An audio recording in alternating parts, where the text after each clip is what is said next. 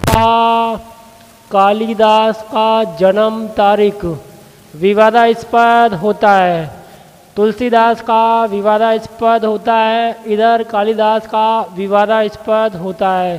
तुलसीदास का जन्म किसके समय हुआ था? अकबर के समय। तुलसीदास का जन्म होता है अकबर के समकालीन। इधर कालिदास किनके समकालीन होते हैं बच्चों? कालिदास किनके समकालीन होते हैं? विक्रमादित्य के समकालीन। विक्रमादित्य के 9 रत्नों में से एक रत्न कौन होता है? कालिदास। ठीक है बच्चों, कालिदास। इधर कौन है? तुलसीदास, अकबर के समकालीन। इधर विक्रमादित्य कालिदास के समकालीन, कालिदास के समकालीन। तुलसीदास का विवाह, तुलसीदास का विवाह किससे होता है? रत्नावली से। किसके साथ होता है? तुलसीदास की पत्नी का नाम क्या है बच्चों? रत्नावली। क्या नाम है? रत्नावली। कालिदास की पत्नी का नाम क्या है बच्चों? कालिदास की पत्नी का नाम क्या है? विद्योत्तमा। क्या नाम है बच्चों? विद्योत्तमा, विद्योत्तमा। रत्नावली, रत्नावली का विवाह तुलसीदास के साथ होता है। एक दिन की बात है बच्चों, तुलसीदास रत्नावली के पास जाते हैं तो रत्नावली जो है अपने पीहर चली जाती है। कहाँ चली जाती है बच्चों? पीहर चली जाती है, पीहर चली जाती है। इधर आपके तुलसीदास पूरी टेंशन में आ गए। किस में आ गए? टेंशन में आ गए कि रत्नावली, आस पड़ोस में सब जगह पूछा, रत्नावली बिना बोले ही कहाँ चली गई बच्चों?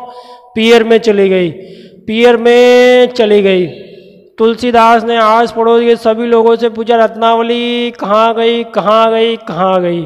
बाद में पता चला कि रत्नावली तो पीहर में चली गई। इधर तुलसीदास भी उनके पीछे पीछे पीहर में चले गए। रत्नावली जैसे ही वो अपनी पत्नी रत्नावली के पास पहुँचे, रत्नावली ने कहा कि तुलसीदास को ये कहा कि देह, चर्म और शरीर से जो जितना प्रीति रखते हो उतनी प्रीति भगवान श्री राम में उतनी प्रीति रखी होती तो भवसागर पार हो जाते, तुम भवसागर पार हो जाते, राम मिल जाते तुमको। जाओ राम की भक्ति करो, भवसागर को पार करो। और तुलसीदास उसी समय राम की भक्ति में डूब गए और रत्नावली को भूल गए बच्चों। और बाद में 1575 में किसकी रचना कर दी? रामचरित मानस की। 1575 में कौन की रचना करी थी? तुलसीदास ने रामचरित मानस की रचना की थी बच्चों।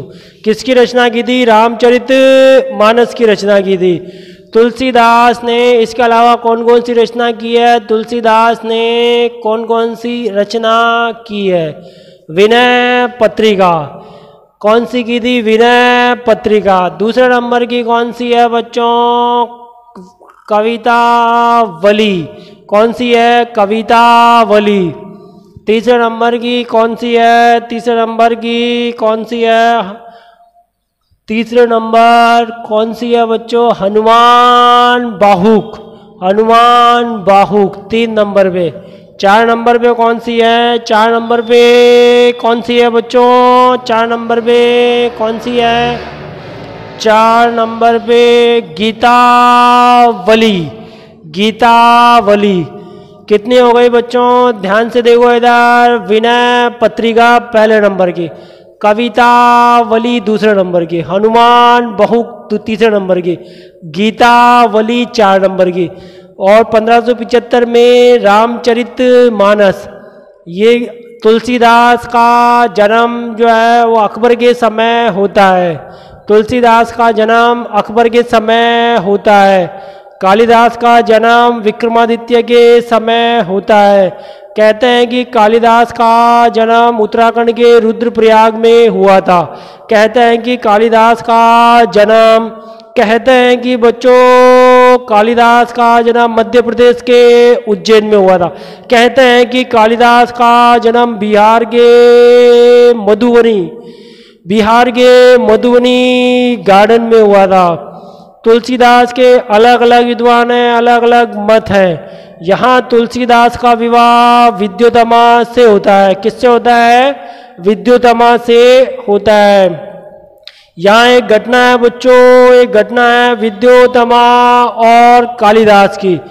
विद्योतमा शास्त्रार्थ में पारंगत, पूरी पारंगत।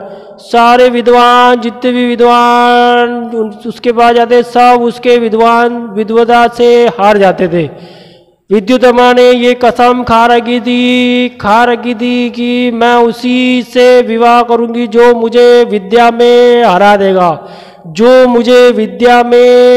देगा, सारे विद्वान 1 2 3 एक करके सब उससे हार गए।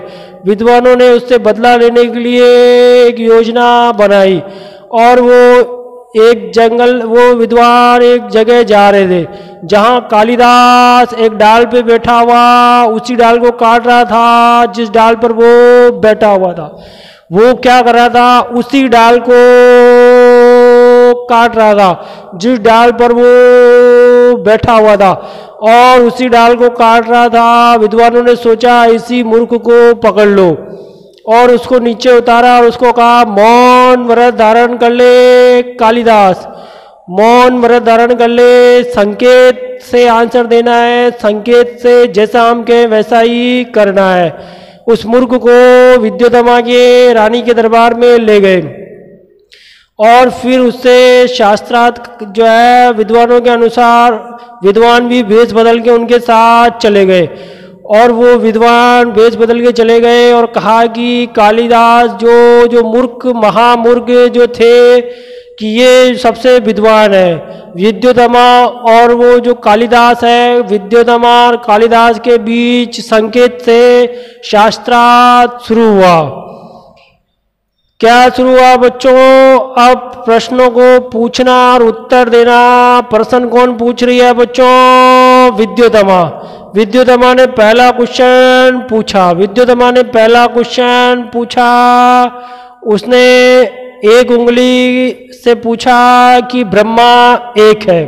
उसने एक उंगली से पूछा और कहा कि ब्रह्मा एक है। क्वेश्चन विद्योतमा ने पहला क्वेश्चन पूछा, एक उंगली दिखाई, एक उंगली, और कहा कि ब्रह्मा एक है। तो उधर महामूर्ख जो थे कालिदास ने ये समझा कि विद्योतमा मेरी एक आंख फोड़ देगी। तो उधर महामूर्ख कालिदास जो थे उन्होंने 2 उंगली दिखाई कि मैं तुम्हारी दोनों आंख फोड़ दूंगा।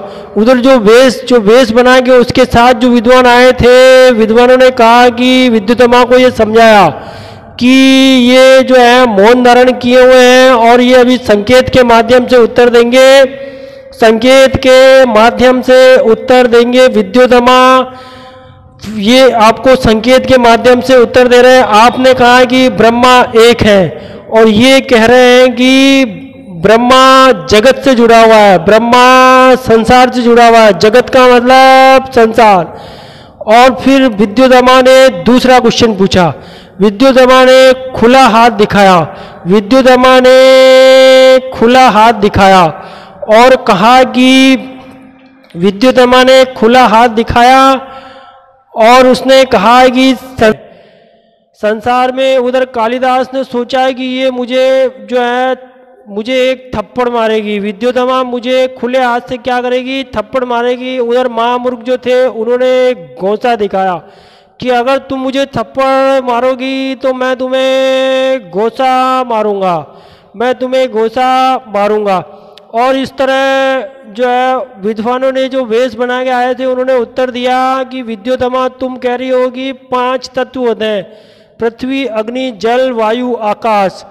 और इधर ये जो हमारे विद्वान हैं कालिदास ये कह रहे हैं कि ये सब एक होते हैं। पांचों तत्व का अलग अलग कोई अस्तित्व नहीं है, पांचों तत्व एक साथ मिले हुए सबका अस्तित्व एक है। और इस तरह बाद में विद्युतमा का विवाह किसके साथ हो जाता है बच्चों? विद्युतमा का विवाह कालिदास के साथ हो जाता है। और विद्युतमा का विवाह किसके साथ होता है? कालिदास के साथ हो जाता है। इधर कालिदास जो है विद्युतमा को लेकर अपने घर पर जाते हैं। कहाँ जाते हैं? घर पर जाते हैं। और जब घर पर जाते हैं तो कालिदास विद्युतमा के पास बैठे हुए होते हैं और उस समय आवाज़ आती है, ऊँट की बोलने की आवाज़ आती है। किसकी आवाज़ आती है? ऊँट के बोलने की आवाज़ आती है। और उधर विद्युतमा संस्कृत में पूछती है कि ये किसकी आवाज़ आ रही है? तो उधर कालिदास के मुंह से शब्द निकल पड़ते हैं, उटड़ा शब्द निकल जाता है। और उधर विद्युतमा ये समझ जाती है कि मेरे साथ धोखा हो गया है और ये विद्वान पुरुष नहीं है, और वो उनको बहुत भला बुरा कहती है और घर से उनको निकाल देती है और कहती है कि जब तक तुम विद्वान बनकर नहीं आओगे, तब तक तुम धनवान बनकर नहीं आओगे, विद्वान बनकर नहीं आओगे, तब तक इस घर में तुम्हारे लिए कोई जगह नहीं है बच्चों, कोई जगह नहीं है। महामूर्ख जो थे कालिदास मुंह लटका के काली माता के मंदिर में जाके बैठ गए। काली माता की पूजा करते रहे और एक दिन उनको काली माता ने दर्शन दिया और उनको ज्ञान दिया, धनवान बना दिया। और वो ज्ञान लेके वापस विद्युतमा के पास में आते हैं। कौन? कालिदास। और विद्युतमा के पास में आके बोलते हैं कपाटम उद्धटय सुंदरी, कपाटम उद्धटयन सुंदरी। विद्युतमा को कहते हैं कि सुंदरी दरवाजा खोलो, मैं आ गया हूँ, दरवाजा खोलो। वो सुंदरी दरवाजा खोलो। अंदर विद्युतमा जो है वो जब संस्कृत में बोलते हैं कपाटम उद्घाटन सुंदरी, तो विद्युतमा अंदर से दरवाजा खोलते हुए कहती है कि लगता है कोई विद्वान आया है, और दरवाजा खोलने के बाद देखती है कि सामने कौन खड़े हैं? कालिदास। और इस तरह कालिदास जो थे उनको अपार भवसागर ज्ञान प्राप्त हो गया था बच्चों, काली माता की कृपा से। तो कालिदास जो थे, कालिदास ने नाटक लिखे थे बच्चों। कितने? 3 नाटक लिखे थे, ठीक है। कालिदास का पहला नाटक कौन सा है? दूसरा नाटक कौन सा है? तीसरा नाटक कौन सा है? कालिदास का पहला नाटक अभिज्ञान शाकुंतलम पहला नाटक है, ठीक है। कालिदास का दूसरा नाटक कौन सा है? कालिदास का दूसरा नाटक कौन सा है? मालविका अग्निमित्रम। दूसरा नाटक कौन सा है? मालविका अग्निमित्रम, ठीक है बच्चों। तीसरा कौन सा है? तीसरा नाटक कौन सा है? विक्रमोर्वशीय। कौन सा है बच्चों? विक्रमोर्वशीय। पहला कौन सा है? अभिज्ञान शाकुंतलम। दूसरा कौन सा है? मालविका अग्निमित्रम। तीसरा कौन सा है? विक्रमोर्वशीय। अभिज्ञान शाकुंतलम विश्वामित्र की पुत्री कौन होती है? शकुंतला। और शकुंतला जो है वो प्रेम करती है। ये शकुंतला दुष्यंत से प्रेम करती है और अंगूठी जो है दुर्वासा ऋषि इनको श्राप देता है। और श्राप देने के बाद ये 7 अंकों तक चलता है। अंगूठी खो जाती है और वो मछुआरे को अंगूठी मिलती है। और 7वें अंक में राजा को सब चीज़ें वापस याद आ जाती है और उनका श्राप जो है वो फिनिश हो जाता है, श्राप खत्म हो जाता है। ये 7 अंकों का कौन सा नाटक है? अभिज्ञान शाकुंतलम, सबसे प्रसिद्ध अभिज्ञान शाकुंतलम। बच्चों ये कहते हैं कि जिस व्यक्ति ने अभिज्ञान शाकुंतलम नहीं पढ़ा है उसने अपनी जिंदगी में कुछ नहीं पढ़ा है। अभिज्ञान शाकुंतलम नहीं पढ़ा है उसने अपने जीवन में कुछ नहीं पढ़ा है। कभी किसी वीडियो में अभिज्ञान शाकुंतलम के 7 अंकों का विस्तार से चर्चा करेंगे। दूसरा कौन सा है? मालविका अग्नि मित्रम। मालविका अग्नि मित्रम, पुष्यमित्र शुंग का पुत्र कौन है? अग्निमित्र। अग्निमित्र जो है वो मालविका का चित्र बनाता था, उससे प्रेम करने लग गया। मालविका कौन थी? मालविका उसके दरबार की दासी थी। दासी से ही अग्निमित्र दासी से ही प्रेम करने लग गया। अग्निमित्र की पत्नी को जब ये पता चला कि वो दासी से मेरा पति प्रेम करने लगा है, तो उसने मालविका अग्निमित्रम, मालविका जो दासी जो थी, उसको जेल में बंद कर दिया। बाद में पता चला कि मालविका भी कालांतर में किसी राजा की पुत्री थी। तो ये नाटक कौन सा है बच्चों? मालविका अग्नि मित्रम। तीसरा नंबर कौन सा है? विक्रमो वर्षी है। कालिदास के कितने नाटक हैं? 3 नाटक है। ठीक है बच्चों, कालिदास के 3 नाटक है। नाटक के बाद महाकाव्य। महाकाव्य कौन सा है? कुमार संभव। पहला कौन सा है? कुमार संभव। दूसरा कौन सा है? रघुवंश। रघुवंश। कुमार संभव में भगवान शिव और कार्तिकेय की कहानी बताई जाती है। रघुवंश में भगवान श्री राम और उसके पूर्वजों की, राजा दशरथ की, राम की, उससे पहले की जो पूर्वज हैं, सब की कहानी किसमें है बच्चों? रघुवंश में है बच्चों। ठीक है। तीसरा है खंड काव्य। कौन सा काव्य है? खंड काव्य। खंड काव्य में क्या है बच्चों? मेघदूत। मेघदूत कौन सा है? पूर्व मेघदूत है और एक उत्तर मेघदूत है। पूर्व मेघदूत, उत्तर मेघदूत। पूर्व मेघदूत, उत्तर मेघदूत। पूर्व मेघ यक्ष जो है, यक्ष जो है वो मेघ यानी बादल, बादल के द्वारा संदेश को एक जगह से दूसरी जगह पहुंचाने का जो सिलसिला है वो यक्ष के द्वारा होता है। और यक्ष पूर्व से उत्तर दिशा में वो कौन सा है? मेघदूत की कहानी में आता है। एक कौन सा है बच्चों? ऋतु सहार। ऋतु सहार। यहाँ बच्चों तुलसीदास और कालिदास दोनों का मकसद क्या है? जाति पाति, ऊंच नीच, भेदभाव, धार्मिक बाह्य आडंबर से दूर रहना। जाति पाति में विश्वास कौन नहीं करते थे बच्चों? कालिदास और तुलसीदास। जाति पाति ऊंच नीच की भावना में विश्वास नहीं करते थे, समानता की भावना पर बल देते थे, सगुण निर्गुण दोनों पर बल देते थे। और इस तरह बच्चों भक्ति आंदोलन का ये टॉपिक यही क्या होता है? फिनिश होता है। Okay, thank you very much.